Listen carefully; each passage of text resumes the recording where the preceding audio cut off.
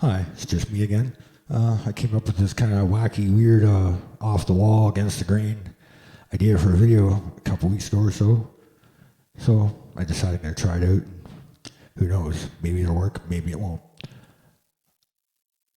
So what I'm going to attempt to do is tell you an actual story, like not a story that came from a free story generator online or whatever, like it actually happened.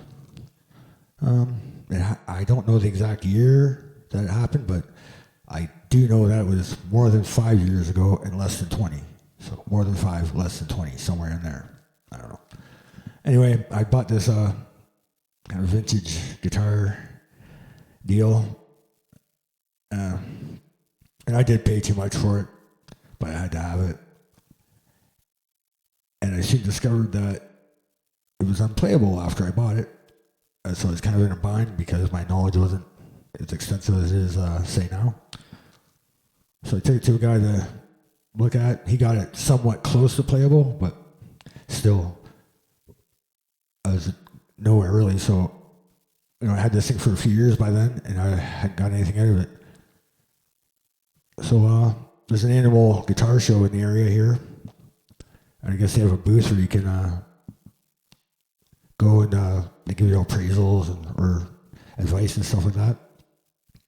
So it's all perfect. I'll go and try that out. So I get there and I show the guy the guitar. And I asked him, what I could do about it. He said, "That's a piece of junk. You'll never get it going. Like, it's worthless." I was like, "Oh, thank you." And I left. Not exactly happy about that. But I guess that was the catalyst that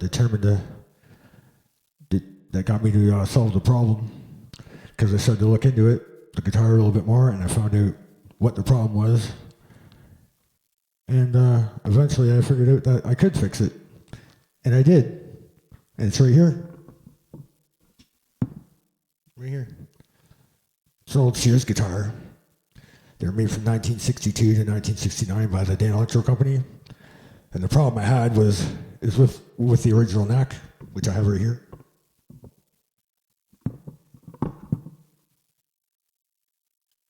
Right here. So the problem was that to be able to meet the price point that Sears wanted to sell these things for, the guy who was already making guitars as cheap as he could now had to make them even cheaper to be able to get this deal.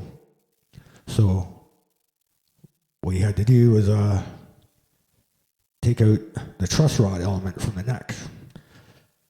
So once it bows, it's bowed, like you can't do anything about it. And plus it's got like a lot of nasty dents in the back and stuff. But it never dawned on me for a long time that like a modern neck would actually fit it. So I measured the heel and everything, and then I did do a little bit of, surgery. But hot damn, it works, and now I can play it. So, but it's not just about the guitar, it's the whole thing. Like, why would I make all this fuss just about the guitar? That's not what it's all about. There's another reason why. And I'll show you right now. The reason why I wanted to get this guitar going was because it came with an amp and case.